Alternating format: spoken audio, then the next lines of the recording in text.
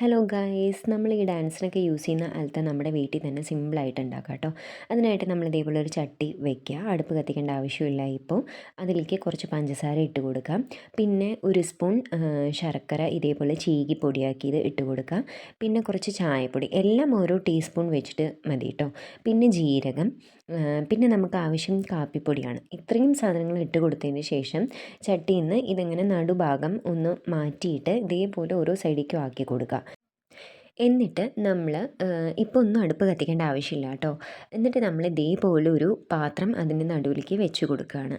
എന്നിട്ട് അതിൻ്റെ മുകളിൽ ഒരു പ്ലേറ്റിൽ അതേപോലെ വെള്ളം നിറച്ചിട്ട് ടൈറ്റായിട്ട് അടയുന്ന അടപ്പായിരിക്കണം. അടച്ച് ക്ലോസ് ചെയ്തതിൻ്റെ ശേഷം അടുപ്പ് കത്തിക്കുക. അത് ഇതേപോലെ ആവി വരും കേട്ടോ.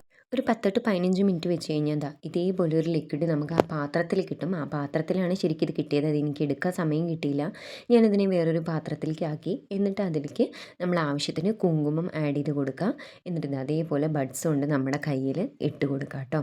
വെള്ളത്തിൽ കഴുകി നോക്കി അത്ര പെട്ടെന്നൊന്നും പോകുന്നില്ല. അൽത്തിനി കടയിൽ നിന്നൊന്നും വാങ്ങിക്കേണ്ട ആവശ്യമില്ല. സോ നമ്മുടെ ചാനൽ ഒന്ന് സബ്സ്ക്രൈബ് ചെയ്യുക, ലൈക്ക് ചെയ്യുക, ഷെയർ ചെയ്യുക.